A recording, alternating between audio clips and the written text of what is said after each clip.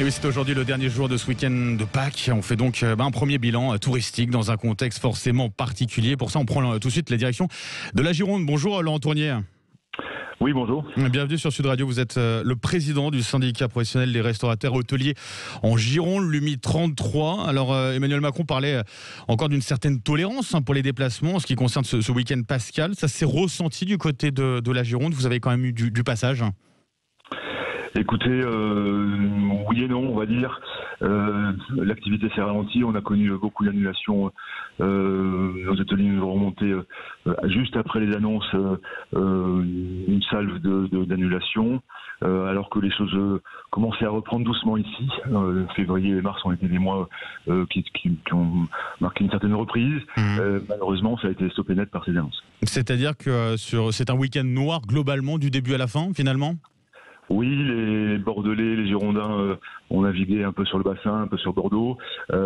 Certains sont venus se confiner, je pense, ici aussi également. Donc, globalement, on va dire qu'il y a eu du mouvement, mais nos activités qui sont maintenant quasiment à l'arrêt, on pâtit forcément de ces annonces et on se réorganise avec ces nouvelles mesures de la vente à emporter qui a été un petit peu modifiée puisque nous n'avons plus le droit de vendre de l'alcool simplement emporté.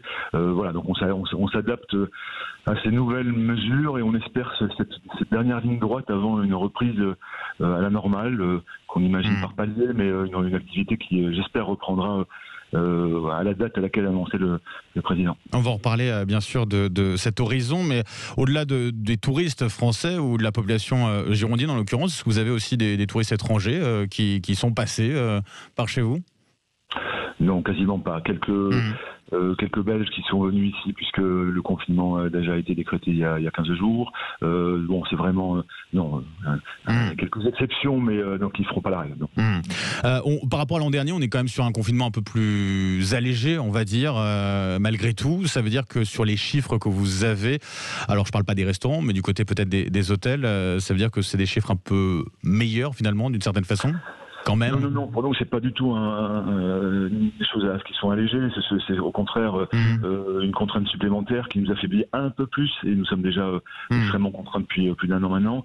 Non, pour nous c'est une catastrophe. D'accord. C'est quelque chose qui va laisser des traces dans nos professions.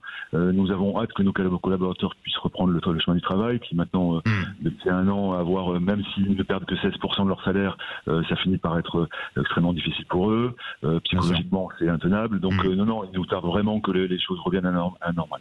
Alors justement, pour en parler, le gouvernement parle d'une réouverture des terrasses envisageable à partir de la mi-mai. C'est insuffisant pour vous rassurer, les inquiétudes sont toujours là malgré tout, vous voulez y croire ? Écoutez, non, on y croit. On demandait d'avoir des dates, donc on en a une. On va dire qu'on va se raccrocher à cette date-là, en espérant que, bien évidemment, on en profite pour se vacciner très largement et que le printemps puisse nous aider à retrouver le chemin des terrasses. Alors pas que parce que beaucoup d'entre nos établissements n'ont pas de terrasse et donc il faut qu'on puisse dans un même temps réouvrir, même si c'est avec une jauge, revisiter l'ensemble de nos restaurants. Il faut que nos hôtels puissent réouvrir les petits déjeuners, les dîners. Donc non, il faut qu'on sorte d'une manière ou d'une autre de cette crise. Je pense que nous pouvons être une partie de la solution plutôt que le problème. Aujourd'hui, les gens se restaurent. D'être force de proposition finalement sur cette reprise, quoi. Oui, c'est une chose qui était essentielle. Alors sinon, nous allons finir par perdre vraiment une grosse partie de notre économie et ce serait dommage. Sur la question de ce redémarrage, qu'est-ce qui va être le plus compliqué au final ? C'est du côté des hôtels, des restaurants ? Qu'est-ce qui pourrait repartir le plus vite finalement ? Écoutez, la restauration va pouvoir profiter de la clientèle locale, donc c'est peut-être celle qui va repartir le plus vite. D'ailleurs, il nous faut appréhender le flux qui va être, je pense, extrêmement important. Les gens ne demandent que ça, retourner dans l'établissement. Donc là, ça va être très, très difficile.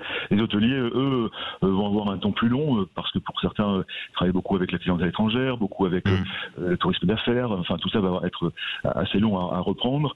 Mais il faut reprendre de toutes les manières. Donc même si les paliers se font suivant les secteurs d'activité plus ou moins lentement, il faut qu'on reprenne le chemin de nos entreprises.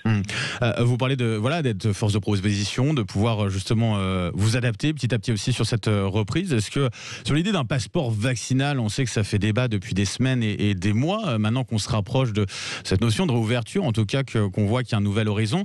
Vous en pensez quoi, vous, de cette idée éventuellement de passeport vaccinal, peut-être pour accélérer l'ouverture dans certains restaurants, dans certains hôtels? C'est une option, selon vous, intéressante ou pas? Écoutez, l'exécutif a dit qu'il n'était, pour finir, pas favorable à cette idée. Je pense que c'est effectivement très contraignant. Nous pensons qu'il y a des systèmes plus faciles, sur la base du volontariat, soit par des QR codes, qui ferait qu'on puisse avoir une certaine traçabilité du passage de l'ensemble de nos clients, à la fois dans nos restaurants, mais dans l'ensemble des ERP, dans les magasins, etc. Bon. Voilà, le passeport vaccinal est, à mon sens, quelque chose qui, d'abord, il faut que tout le monde soit vacciné, donc je pense qu'à ce stade-là, on est très loin, et qui peut être un peu clivant, et notre métier, c'est plutôt d'accueillir les gens plutôt que de les contrôler et les repousser. Enfin, donc l'idée, c'est plus, par exemple, sur le QR code, c'est-à-dire d'avoir traçabilité, genre, bon voilà, s'il y a un cas détecté, de pouvoir rappeler éventuellement les personnes qui étaient le même jour, au même moment, en tout cas. Voilà, dans les lieux, c'est ça, en gros. On scanne son arrivée. Et voilà, s'il s'avère qu'à posteriori, un cas positif a été détecté dans ce même lieu à cette même heure, une alerte et un push a été envoyé à l'ensemble des gens qui se trouvaient dans la même pièce. Laurent Tournier, merci d'avoir été avec nous ce matin sur Sud Radio. Je rappelle pour nos auditeurs, vous êtes le président de l'UMI 33, le syndicat professionnel des restaurateurs et hôteliers en Gironde. Bonne journée à vous et bon courage surtout pour les prochaines semaines. Merci à vous, bonne journée.